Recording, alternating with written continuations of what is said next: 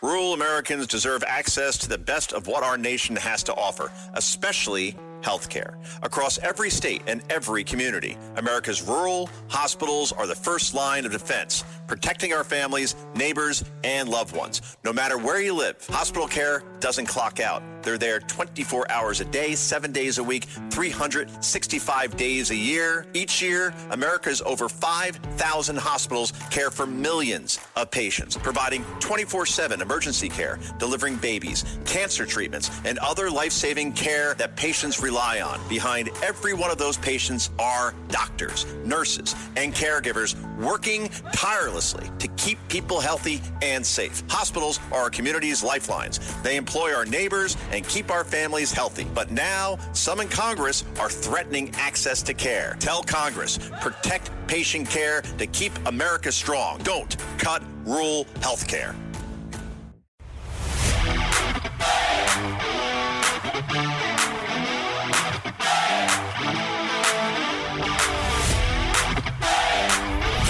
This is the Joe Concha Show, weekday edition, sponsored by the Tunnel to Towers Foundation. Here's Joe Concha.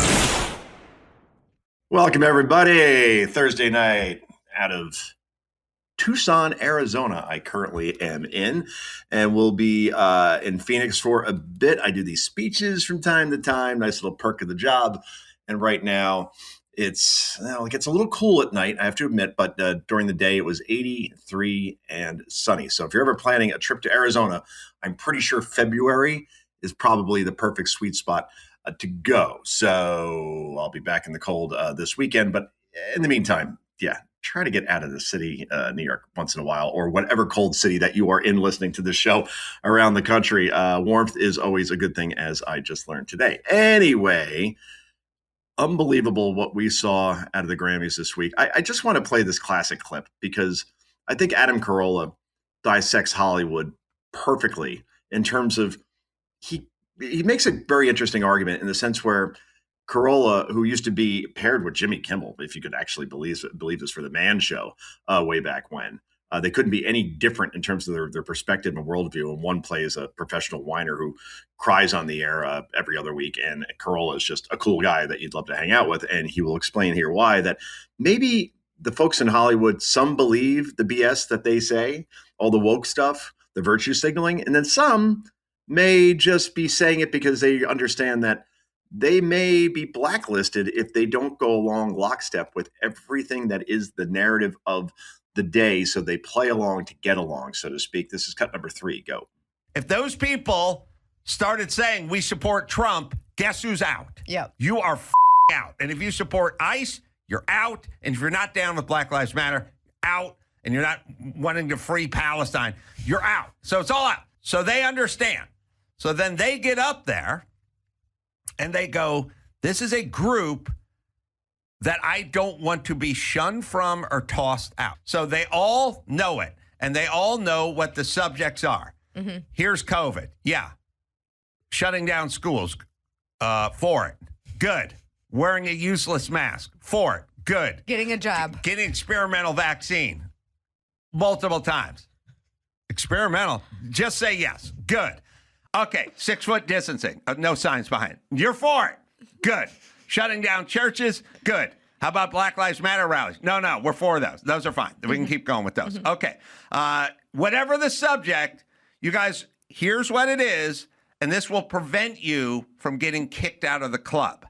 Now, we're going to have an award show, and you get up there, and whoever praises whatever your policies are the loudest, and by the way, we hate Trump, so you got to say something about him and then something great about Black Lives Matter or whatever that thing is. Whoever does that the best is going to stay in the club the longest. Makes a lot of sense, doesn't it? You just broke down everything that's happened over the last 10 years.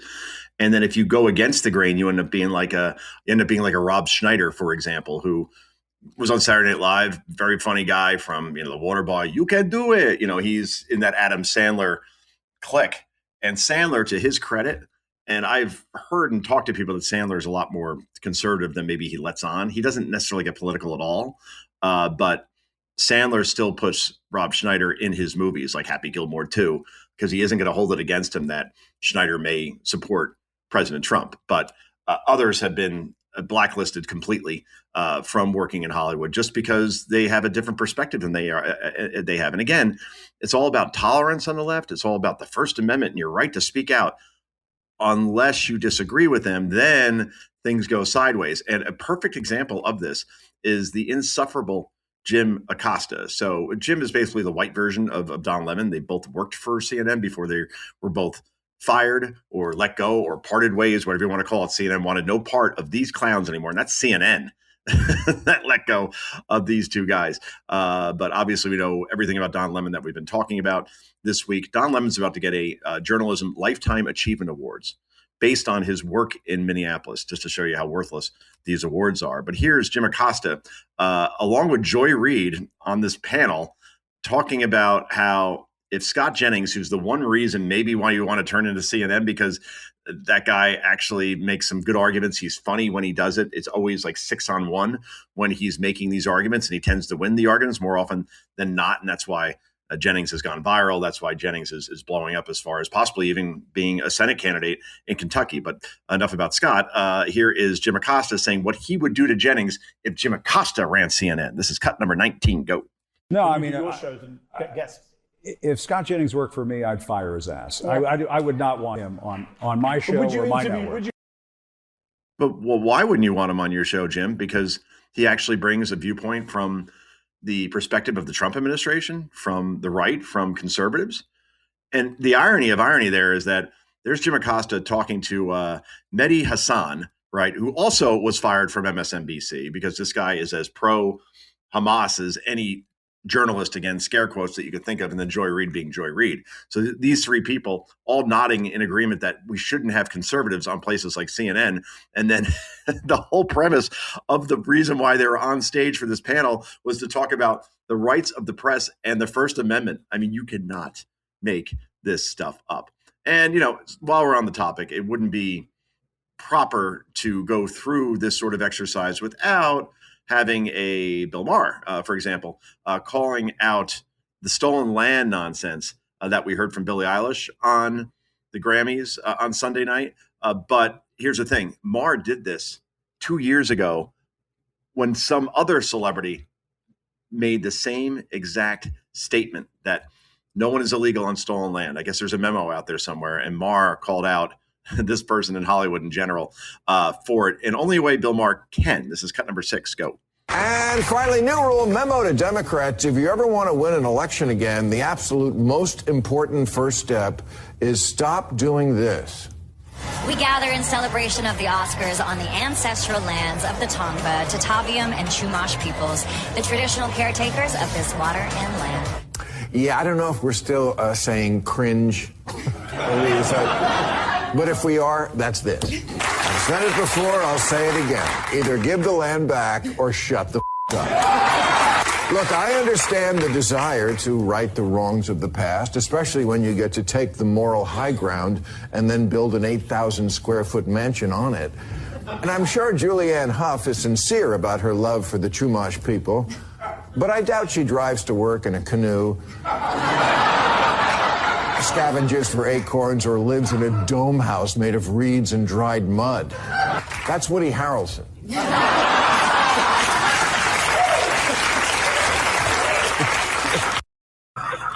Wow. Yeah, that's good stuff. And that was 2 years ago. So this has been going on for some time. Meanwhile, there is a tribe, indigenous inhabitants of the Los Angeles Basin. They're known as First Angelinos, if I'm pronouncing that correctly. They are the Tongva tribe. And, well, apparently the land that Billie Eilish says should all go back to anybody who's here in the country because, or back to indigenous people because, I don't know, illegals have a right to just flood the border and therefore there are no illegals.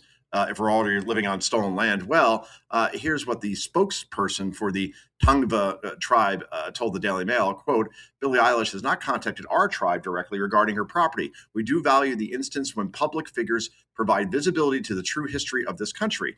It is our hope that in future discussions, the tribe can explicitly be referenced to ensure the public understands that the greater Los Angeles basin remains under Tongva territory. All right. So in other words, Billie, start getting those U-Hauls, and it's time to start moving out, because that $14 million mansion that you have apparently is on stolen land. Therefore, based on your own words, you need to give that back now. The irony. And again, this is the boomerang effect that we see from liberals, where at the Grammys, it was nothing but woke stuff, anti-Trump, anti-ICE. No one talks about the music. And then all we're talking about now in retrospect is the fact that Billie Eilish said, give back the land. And it turns out her land is the first to go, or it should, in theory. I have a feeling it's not going to happen, however. Anyway, this is Joe Concha. This is the Joe Concha Show. Back with so much more in just a moment. Where liberalism is a no-go. The Joe Concha Show, weekday edition. Sponsored by the Tunnel to Towers Foundation.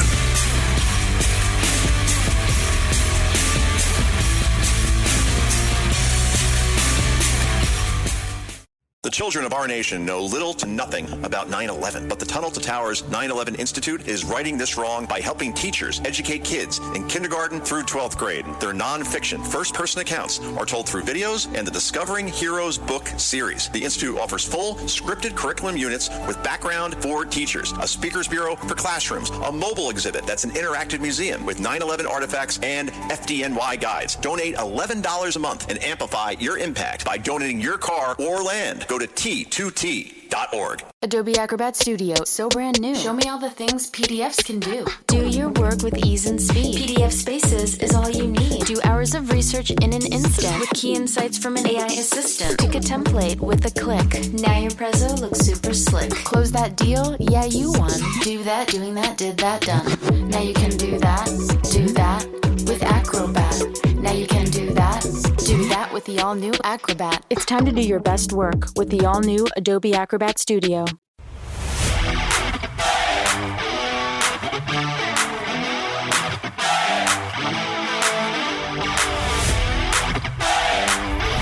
This is the Joe Concha Show, weekday edition. Sponsored by the Tunnel to Towers Foundation. Here's Joe Concha.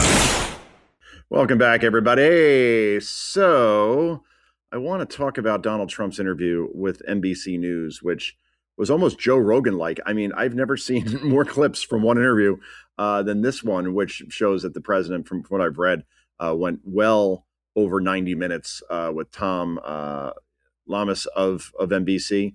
And at times, Trump seemed happy with the questioning, not because it was necessarily like sycophantic in any way, like, oh, they were kissing his butt. They were just relevant, germane questions to the issues that are facing this country and overall what the scoreboard says as far as, say, for instance, Trump's record on immigration. So here is cut number 12, and this is Trump actually praising a reporter, which you don't see very often. Cut number 12, go.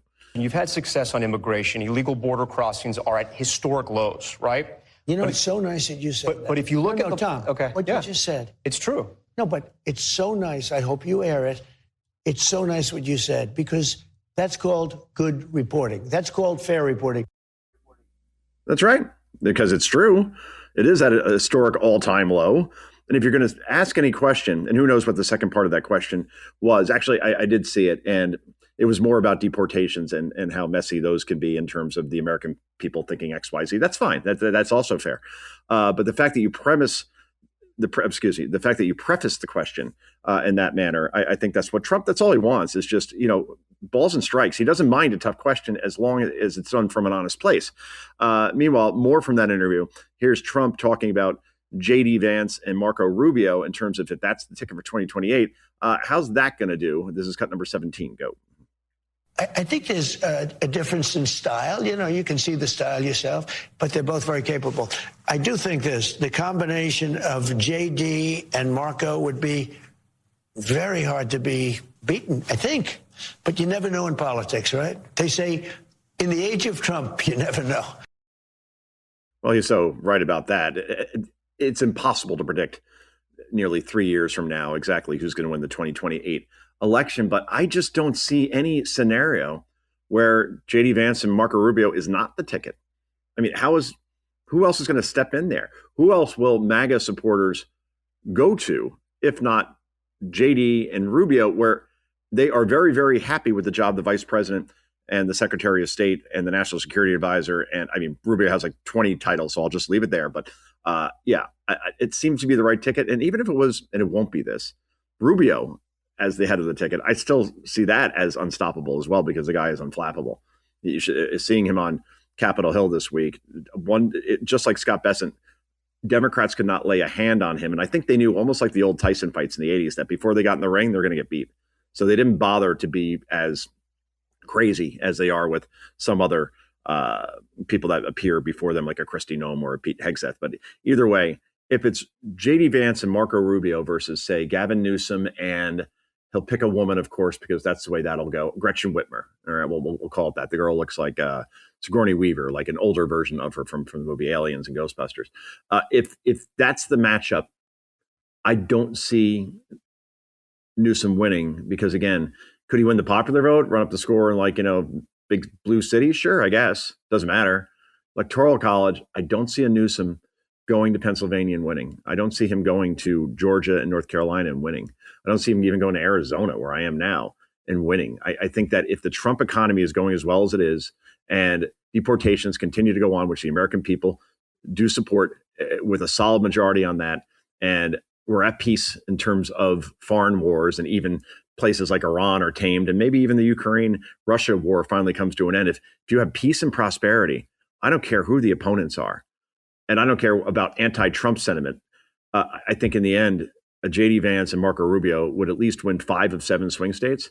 Maybe you give Michigan to Whitmer because she's the governor there, and then maybe neighboring Wisconsin. But I don't even see that, or like a Nevada or something. Maybe that is tight and goes towards the Democrats. But in the end, if you win Pennsylvania, you win Georgia, North Carolina, and then fill in the blank with any other state, Wisconsin, Arizona, Nevada, you're the next president. That's the way elections come down to. I hate to say for everybody else in all those other states, but kind of doesn't matter at this point. And especially for the fact that Florida and Ohio, which used to be 50-50 states, toss-ups, they are solidly red now. The map is shrinking for Democrats. They have to have clean sweeps, not just in Michigan, Pennsylvania, and Wisconsin, but they got to pick off 1 or 2 other states in the Sun Belt. And I just don't see that happening, given that they don't really have much to run on. And Newsom has an authenticity problem. Duh. I get that. Guy looks good. He's going to raise a ton of money. Fine. I think in the end, Americans don't like phonies. Those in the middle don't like phonies anyway. And those are the people that decide elections. And Newsom is as phony as a $8 bill. No question. Anyway, let's move on here, shall we? And I love this topic because it really is a great one. This is one more from the Trump NBC News interview. And basically, Tom Yamas asks if Trump and Lincoln, should they be put in the same sentence, basically? And this is Trump's answer as far as, and the end is the key. What he says, why he'd love to be seen as a great president or the greatest president, not for himself, but for, and I'll leave that as a fill in the blank. This is cut 14. Go. Do you think at one point people will talk about you when they talk about presidents like Washington and Lincoln? Is that something you think is going to happen? All I know is this. It's such an honor. But all I know, I'm walking down and everyone's screaming, goat, goat. I said, what are they talking about? I hope they're right. Not for me, but for the country. Because if I do a great job, that means the country is doing well. That's, again, an unselfish answer, right? GOAT, greatest of all time. If Trump is the greatest of all time, then that means the USA is at its greatest point ever. And what we're going to see this summer, I mean, I think there's going to be such patriotism that will make Democrats look so horrible as far as the constant doom and gloom. And this is a country with systemic racism. We're ruled by fascists. Journalists are under attack. All this stuff, just nothing but Festivus, nothing but an airing of grievances. And on July 4th, you're going to see the ball drop at Times Square. You're going to see UFC fights on the South Lawn of the White House. The World Cup will be going on, many stadiums across the country, and all these celebrations of our 250th anniversary. The Democrats try to be like, yay, USA. Sorry. You have been bashing this country ever since Trump particularly came onto the scene, and the American people just aren't going to buy it. And when it comes to optimism and really loving the country, Republicans, especially Trump, has led this. They own that narrative, while Democrats quite the opposite. Anyway, this is Joe Concha. This is the Joe Concha Show. Back with Brianna Lyman of the Federalist. You're going to want to stick around for her. She is awesome. Coming back in just a minute.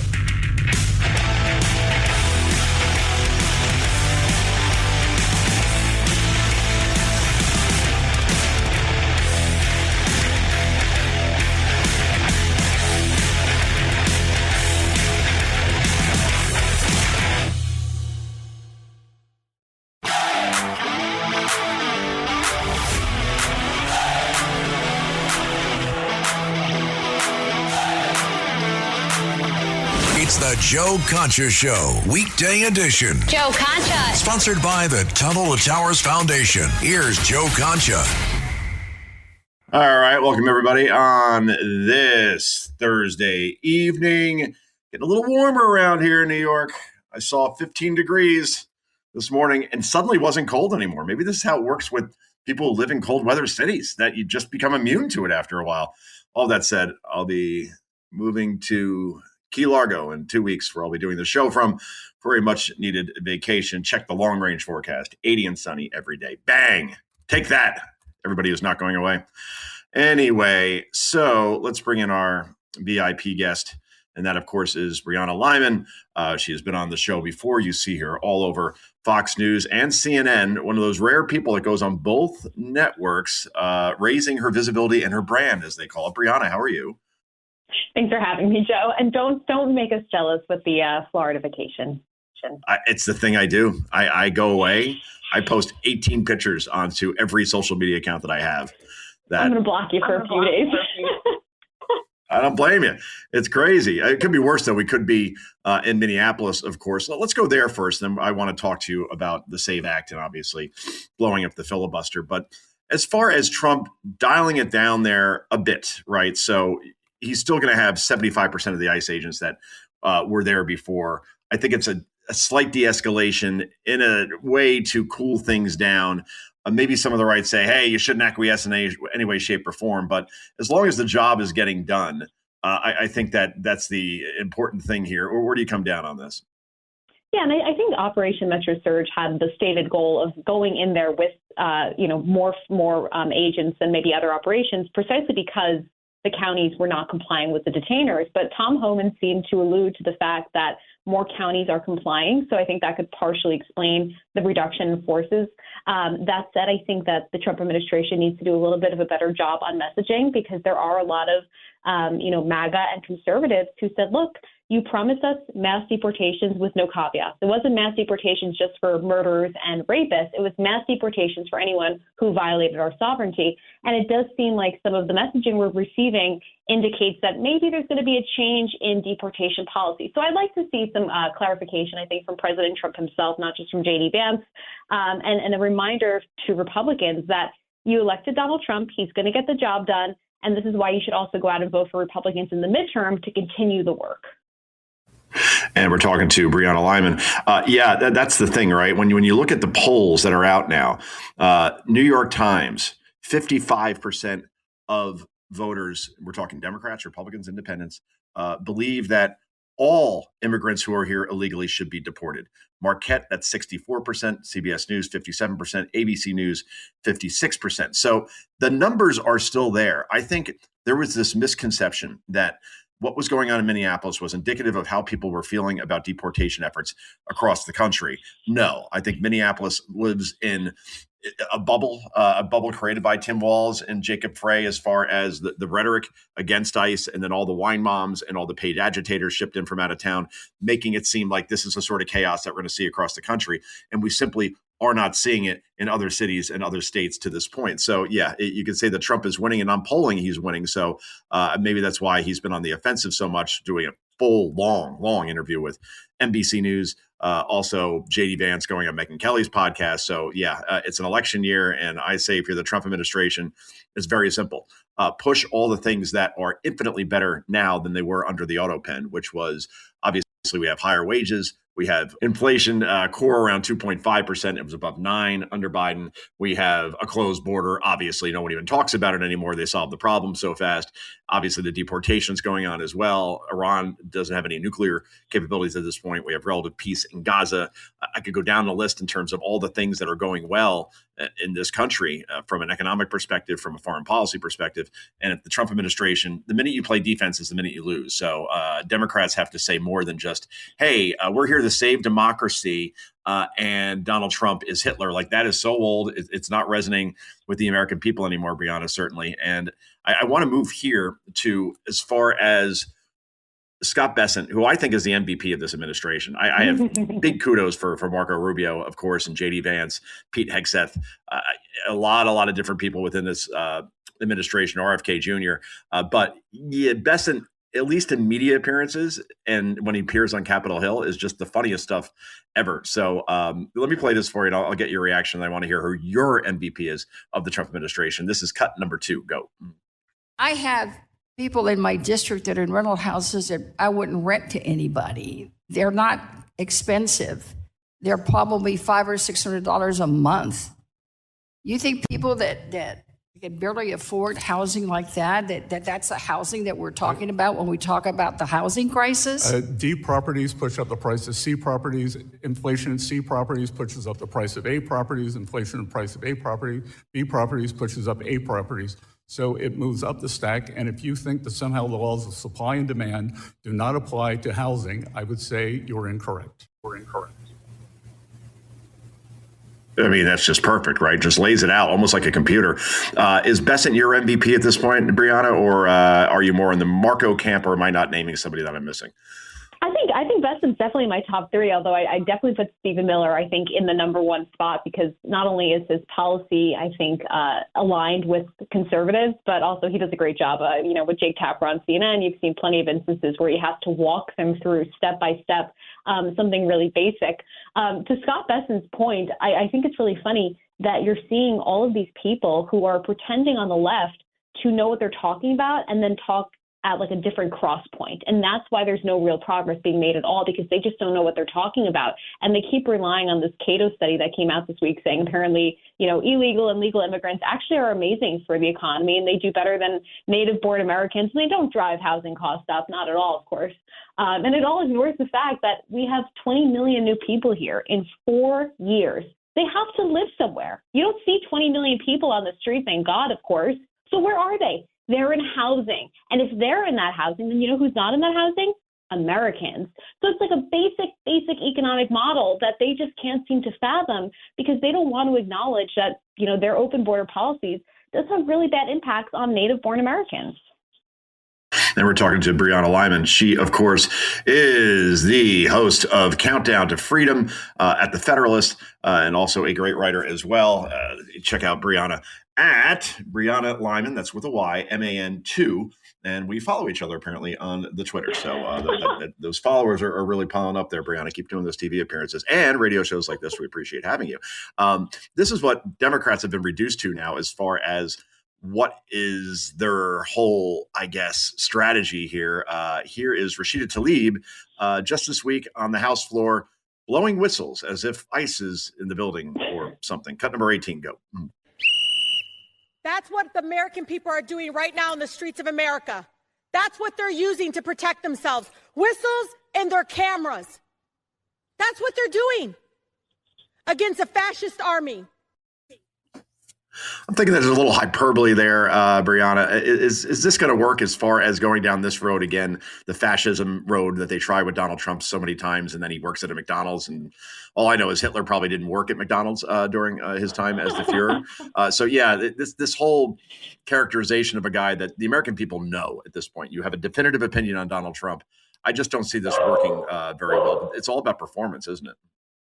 You know what's so funny is that she said this is how the people in the streets of America are feeling. If Democrats believe that the people in Minneapolis are representative of America as a whole, that's exactly why they lost so big in 2024, because they catered all of their policies toward a small subset of 500 angry Karens who are so far left, even more far left than the average, Democrat. And that's what Democrats think represents the entire country. So I think it just goes to show you how out of touch they are, which is a good thing for Republicans this November, because it means that Democrats still don't have, any real messaging to run on. The bad thing is if Republicans don't get their messaging right, Democrats simply saying, Donald Trump is bad, people are upset, may actually be enough to drag some of them across the finish line in tight races. Especially, Brianna, when we're talking about such a small margin of error here. It's not like the Republicans have a 30-seat advantage in the House, right? It's literally like one at this point, because Thomas Massie might as well be part of the squad. I know he's a conservative. I get that he has a certain philosophy, but he votes against the president every time, so you can't count on him. But yeah, you're right about that. They won't need a lot. They don't need an A+ midterm. They don't even need a B+. As long as they get like a B-, C+, when you only need to like capture 2 or 3 seats to make it House Speaker Hakeem Jeffries, the bar is definitely low. And we're talking to Brianna Lyman. Speaking of no messaging from the Democrat side, Representative, he meant to say, definitely not a Republican, Jamie Raskin, saying now President Trump has one objective, and that is to steal the election because he supports voter ID, something that 85% of Americans, including a solid majority of black voters and even Democrats, support. But Raskin, hey, he runs the MS Now anyway to talk to Lawrence O'Donnell, to use the usual, again, hyperbole is the only word that comes to mind. Cut number 4, go. We have to defend those elections because Donald Trump, who obviously has no other program for America relating to health care, relating to housing for young people, relating to any public good, has one objective in mind, which is trying to steal the election. Steal the election through voter ID. So I cited those stats before. I mean, this is more of an 80-20 issue than men playing against women in sports. Like, it's like 85% of Americans say that if you want to vote, it's going to be the same thing you do when you get on a plane. You got to show your ID to show you are who you are. And this way it takes away any ambiguity around elections, which every election, whether you're Republican or Democrat, remember, Democrats back in 2016 said that the Russians hacked voting machines to hand the election to Donald Trump at that time. Obviously, we know what happened in 2020 as far as the Trump objections and from all of his supporters, and maybe rightly so. So, yeah, that's where we are at this point, where Democrats are taking the 15 side of an 85-15 side. Does this pass ultimately, Brianna, and should Republicans blow up the filibuster and then therefore make it pass with a simple majority as opposed to a 60-vote threshold in the Senate? Where do you come down on this? Yeah, I'm usually not one to say that we should get rid of the filibuster, but I think given that Chuck Schumer, for example, has said that when Democrats get in power, nothing is off the table, including eliminating the filibuster, it would be naive for Republicans to assume that if Democrats take back power, they will not use any means of their disposal to get to their ends, which could include getting rid of the filibuster. And we're not just talking about blowing up the filibuster for something like a 50-50 issue. This is an 80-20 issue. And what the SAVE Act, which is so necessary, does, aside from voter ID, it requires documentary proof of citizenship to register to vote. Do you know the only thing standing between a non-citizen and our free and fair elections is a literal tiny little square box on a federal voter registration form that says that you attest under penalty of perjury you're telling the truth. It is the honor system. And yet Democrats say that trying to give teeth to a relatively toothless law is problematic. Most voters don't believe that. The whole lie that this is Jim Crow 2.0, they told us about that in Georgia in 2021. They said the voter ID is Jim Crow 2.0. Washington Post, CNN literally reported that there was a higher than ever turnout after that law was passed. In fact, black voters told CNN, I just put this on my Twitter, that it was actually easy this time to vote after the voter ID came into place than beforehand. So none of their fear-mongering even holds up to scrutiny. Yeah, Brianna, they really have to come up with something better than Jim Crow 2.0. That was the Biden line. Nobody bought it. As you said, in places like Georgia where they passed common sense voting laws, the voting numbers have gone through the roof since, and no one is running to CNN or MS Now talking about how they were disenfranchised or weren't able to vote. Anyway, she is a proud American. She is Brianna Lyman. She is the host of Countdown to Freedom at The Federalist. Brianna, thanks so much for joining us. Really appreciate your patience. That's an inside joke, and we'll talk to you again soon. Thanks so much, Joe. All right. And say hi to your dog, by the way. So what kind of dog is that, by the way? A Rottweiler, 160 pounds. You are probably 104, so I don't know how you walk that dog. I'm about $120. $120, okay. Oh, you and my wife should get together. She's exactly she $120 walks as well. me. But either way, a 160-pound dog. I could barely walk a 20-pound dog, believe me, a Westie and a Labradoodle. But anyway, I will leave it there. Thanks again for joining us. And what's his name, by the way, the dog? Tundra, and thanks for having me. Hunter. That's a very interesting name. Tundra, after my dad's pickup truck. Oh, Tundra. Okay. You want to name your kid Hunter or Brandon at this point, or your dog. So I'll leave it there. Okay. I'm going to leave you. Thanks, Joe. Thanks, Brianna. Take care. And this is Joe Concha. This is the Joe Concha Show. Back with so much more in just a moment.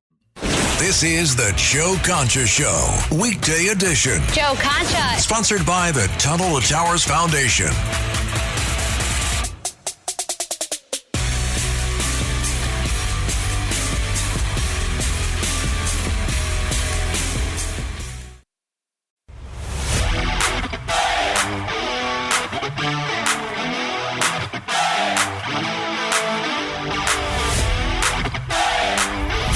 This is the Joe Concha Show, weekday edition, sponsored by the Tunnel to Towers Foundation. Here's Joe Concha. Hey, welcome back, everybody. So Nancy Pelosi, she has the big sads over the massive layoffs at the Washington Post. Again, let me break this down for you guys in the simplest way I know. Stephen Colbert is going off the air at CBS because he loses his network $40 million a year. It costs a ton of money for Colbert to talk to somebody across a desk for an hour, to the point where it is not profitable, not even close. The ratings suck. He's getting almost doubled up now by Greg Gutfeld at this point. It is bad. So when you're not making money and your ratings aren't good, that's when you lose your job in this business. Same thing with newspapers. So the Washington Post last year lost $100 million. $100 million during a year where Donald Trump made things quite interesting if you're interested in politics and the news and the world in general, and they still lost $100 million. And quite frankly, this has been going on for many years now. 80 million, 90 million, 100 million. And even a guy like Jeff Bezos can't absorb that because he is a businessman after all. He got successful for a reason. So when he sees $100 million being lost, he has to lay off, in this case, 1/3 of Washington Post staff. But Nancy Pelosi, knowing that the Washington Post, again, my stat of stats, has never endorsed a Republican presidential candidate in its history. Walter Mondale, Jimmy Carter, John Kerry, Al Gore, yep, all those people they thought would be great presidents. Obviously in the can for the Democratic Party. That is WAPO. So Nancy Pelosi isn't happy about this, and here she is in cut number 16 expressing that sadness. Go. A free press cannot fulfill its mission if it is starved of its resources it needs to survive. And when the newsrooms are weakened, like readers, our republic is weakened with it. Because democracy dies in darkness.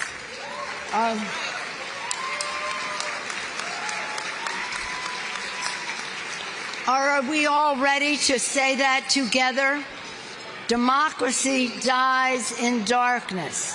Democracy dies in darkness. Yeah, you got to make money. Does Nancy Pelosi, the woman who is worth more than $100 million, thanks to stock trades where she is Gordon Gekko times 10. I mean, she has this sense for what's going to be really successful in that exact moment. I guess she thinks it's okay if she ran a business that they could lose $100 million. But if democracy dies in darkness, it's just so cringe, to quote my 10-year-old. No question about it. Meanwhile, the Washington Post, during the years of Trump's first term, pushed Russia collusion between Trump and the Kremlin more than anybody outside of Rachel Maddow in the New York Times. And trust me, that's a three-way tie at this point. Here's cut number 9. Let's look back on the memories of the great reporting from the Washington Post, for which they won Pulitzers for, by the way, and never gave them back for some reason. Cut 9, go. Russian President Vladimir Putin gave direct instructions to help elect Donald Trump president. According to a Washington Post investigation, former President Obama received a secret CIA report in August. That report, quote, captured Putin's specific instructions on the operation's audacious objectives, defeat or at least damage the Democratic nominee Hillary Clinton. This morning, the Washington Post is reporting that U.S. intelligence agencies had sourcing deep inside the Russian government, capturing Putin's direct instructions in the operation. Obama officials felt that their effort to expel Russian diplomats in retaliation was undermined by the incoming administration. Boy, it's funny to kind of look back on all that now, right? Because obviously the Russians had nothing to do with Trump's victory in 2016. They even had this guy named Robert Mueller who ran this whole special counsel investigation. And Mueller at that point was like Biden in terms of the brain being applesauce. And they found nothing, even though the whole goal was to find something to pin on Trump. And you know they found nothing because Pelosi, who we just played earlier, wouldn't bring impeachment articles against Trump. When she seemed willing to do that over basically anything, like the Ukraine call, where Trump told Zelensky that maybe you should look into this corruption being carried out by Hunter Biden through influence peddling and then money going back to Joe Biden. Donald Trump was impeached over that. It turns out that everything that Trump said was true, accurate, and probably should have been investigated by the Ukrainians. So that was one impeachment, just to give it as an example of there was no Russia collusion, and the Washington Post pushed this over and over again, won 2 Pulitzers for it, and has never apologized since. And maybe that's why they are bleeding readers when no conservative will read the Washington Post anymore. Most independents won't, and probably even some Democrats are disgruntled because they've been promised over and over again that Trump, A, would never win the presidency again, and he did, or Trump would be in jail by now, and he is not. So that is the state of the Washington Post at this point. Anyway, this is Joe Concha. This has been the Joe Concha Show. Thanks so much for tuning in. We're back tomorrow night in New York at 9 p.m. or wherever you listen to this show across the country, nationally syndicated. It's all good. In the meantime, this is Joe Concha saying 2 words, bye-bye. The children of our nation know little to nothing about 9/11, but the Tunnel to Towers 9/11 Institute is righting this wrong by helping teachers educate kids in kindergarten through 12th grade. Their nonfiction first-person accounts are told through videos and the Discovering Heroes book series. The Institute offers full scripted curriculum units with background for teachers, a speakers bureau for classrooms, a mobile exhibit that's an interactive museum with 9/11 artifacts and FDNY guides. Donate $11 a month and amplify your impact by donating your car or land. Go to T2T.org.